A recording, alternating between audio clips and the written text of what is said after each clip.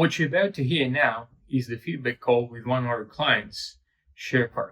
We've started with fixing their browser extension and helping them support that across thousands of merchants. And now Ed and his founders decided to expand our relationship for other parts of their business. See for yourself. Enjoy.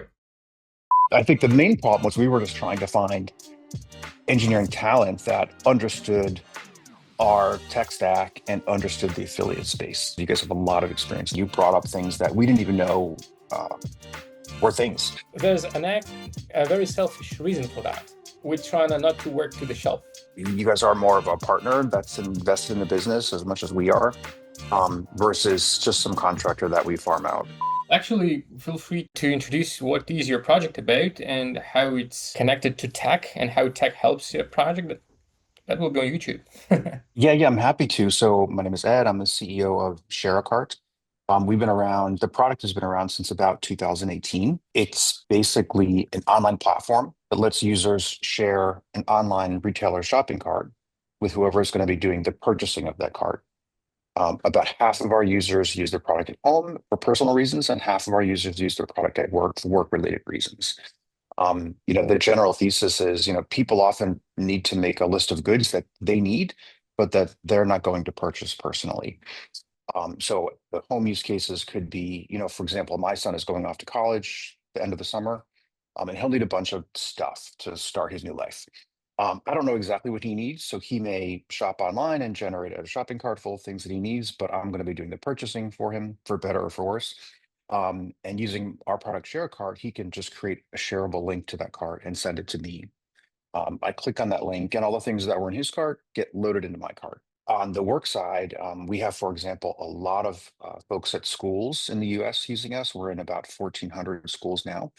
And the use case there is typically things like, I'm a teacher, I manage a classroom, I teach classes, and I need supplies to teach. But the teacher is going to be doing the purchasing. Usually, some central office at the school will be doing it. So the teacher makes a list of supplies in whatever vendor that school buys from, and then they use our product to create a shareable link to that cart, and they send it to the purchasing admin at the school, and they can just with one click load all the items in their cart.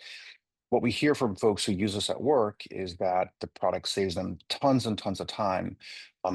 Without our product, what often happens is the teacher will send an email to the purchasing person with just a bulleted list of things that they need, or they'll send screenshots, or they'll send individual product links, or they'll even call them on the phone. And this generally necessitates a lot of back and forth between the two parties to figure out exactly what you need. So if the teacher says, I need dry erase board markers, the purchasing person might say, well, how many do you need? What color do you need? What brand do you like? And this back and forth creates a lot of friction in the buying process. So I like to think that our product reduces some of that friction. We support directly, over 200 retailers directly, but we also support every single Shopify store as an example. So tens of thousands of retailers are supported by our product. Yeah, that's good. So you obviously are in e-commerce, right? E-commerce niche, and it is a tech solution, right? So you employ a lot of tech to deliver the experience and save that time that you're talking about. How that was done originally, like how your tech setup looked like originally? The project started as a side project by one of our founders for personal reasons. He needed a way to share parts between family members, and it was originally just a simple Firefox extension or add-on that supported Amazon. So he built it on his own at night, started using it as a among family members, and then decided to put it up on the Firefox extension or add-on store, just to see if others would find value in it, and they did. And the tech was mainly driven by user feedback. So over time, Chrome became a more dominant browser, so we had to support Chrome. Over time, many users requested that we support new retailers. So we built out different versions of the add-on that supported, those additional retailers. And each one of these sort of features required, a whole lot more tech, mainly supporting the different browsers. And then, of course, mobile as well. We had features, requests from users to support mobile. So we had to develop a mobile app. And as you guys know, the mobile ecosystem is very crazy and changes all the time. And it's got sort of a whole different set of rules than the desktop ecosystem. So that required, even more tech savvy, I guess I would say. Yeah, got it. When we first started talking, what was the main problem and goal you were trying to solve at that time? Well, I think the main problem was we were just trying to find engineering talent that understood our tech stack and understood the affiliate space. Um, we weren't really looking for cost savings. So we've been interviewing a lot of people here in the US, which is where we're based, just outside of New York. And salaries are high here, but again, that's not really the main issue. The main issue is that we need someone who understands browser extensions, who understands the affiliate space, and finding those two things in one package was very difficult. So when you guys reached out to us, I was excited to talk because you guys have a lot of experience in that space. So, you guys could get off the ground really, really quickly and help us without a lot of training from our side. We're a very small team, so we don't have a lot of room for training or mentoring junior folks who don't have a lot of experience in this space. So that's actually a very important topic. Since you guys are a pretty small team, you'd rather hire someone with experience for a reasonable price rather try and save and hire very cheap developers that looks like will do a lot of work for cheap and you kind of save this way. What is your take on that? Our time is expensive as well. We've got other things to work on. So the less time we need to spend kind of babysitting someone else's code, the better. We have worked with very cheap overseas engineering talent, and sometimes it works and sometimes it doesn't. But there's often communication issues. Time zone issues is a really big one. We still work with a few folks in Asia who are very inexpensive, but the time zone issues really make it hard to have a one-to-one conversation.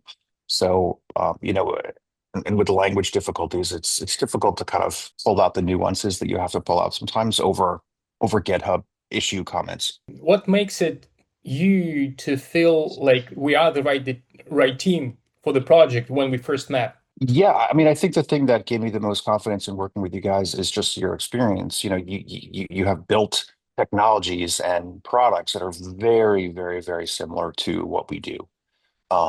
And in just talking to you, you guys asked really great questions, and you brought up things that we didn't even know were things, or that we hadn't prioritized because we didn't fully understand them. So a good example is, supporting subnetwork IDs in links to help us sort of get more information about our traffic and our users' patterns. Like we kind of knew that was a thing, but we never really paid attention to it.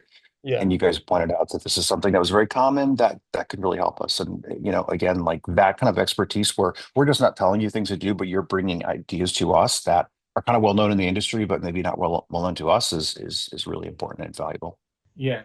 Well, our SLA agreement is actually very dynamic. We have a certain amount of effort committed for you guys ahead of time. So that's why it's kind of an ongoing agreement. And within that commitment, we can focus it more on building new things, or if it's not that important to build a new thing, rather than support something this month, we can change our focus and and do more support effort. Yeah, 100%. It's funny you said that because literally 5 minutes before this call, I just submitted a new ticket because we had a user complaint about a broken retailer. So I assume that ticket will go to you guys at some point, and that's a great example of support where before we work with you guys, it was really up to our internal team to kind of get to those issues when we had time to, which obviously isn't great for user satisfaction. I hate to leave users complaining with a broken product without any timeline for a fix. But I know now that we can get to those things a lot quicker than we used to in the past. Yeah, that report is probably being worked on already. Great. Yeah, well, but could you share your own expertise for someone's that probably starting their new product and not that experienced yet? What is your experience in between choosing certain like freelancers, like certain people, or having a company working on a product? That's obviously different approach to the same problem, right? I think it depends so much on the circumstances and what kind of resources you have as someone building a product from scratch. If you're starting from zero and you're just an individual out there, maybe you've got another job and this is something on the side, frankly, you might not have resources to hire another firm like we're doing with you. That generally takes a little bit more infrastructure, business infrastructure, to make that kind of thing happen. But once you get to that point, it's a lot easier to work with a separate firm than a handful of separate individuals, which is what we've been doing before. That just takes, everyone's going to have different skill sets. They're generally geographically dispersed. Yeah. And kind of managing, you're almost acting as a project manager for each one of these individuals. Whereas working with someone like you guys, you assign a project manager, we just work with that person, and it's just a lot less overhead for us. But actually, this is interesting. Now I'm curious. You're asking me a lot about, what we think of you. Can I ask, like, what could we do better on our side? Like, how's it been working with us so far? How are we alike or dissimilar from other of your clients in good or bad ways? Oh yeah, that's a good question. I'm not trying to put you on the spot, but I am genuinely curious. Yeah, like you caught me there. uh, well, actually, maybe it's not obvious. Like for general agencies, they are like hunting for clients and jumping into relationships with whatever any random client that ready to pay. But me personally, and I'm personally attending these calls, as you can see, because we're pretty small boutique agency too. But part of the reason is because I want to see who I'm going to be working with too. And we do have our filtering on our side as well, which is not that obvious. It's pretty rare. Well, I can't say it's super rare, but you have to be in position to be able to do that, to be able to afford to filter your potential projects and clients too, right? Mm-hmm. And that's important for me personally because I have more than 15 years of experience building different variety of projects, IT projects across the globe. And, I've been there, I've done a lot of different stuff, and I realized what I really want to focus on, or personally, is work on products that someone's going to be using, not just work to the shelf or, work to get just paid and doesn't matter what happens next. Because lifetime is pretty short, right? Why would I spend it just on that? Let me work on something that's going to be used. That's kind of much more meaningful this way. When I'm talking to clients, I'm also filtering out, like, whether you are in context of what you're doing.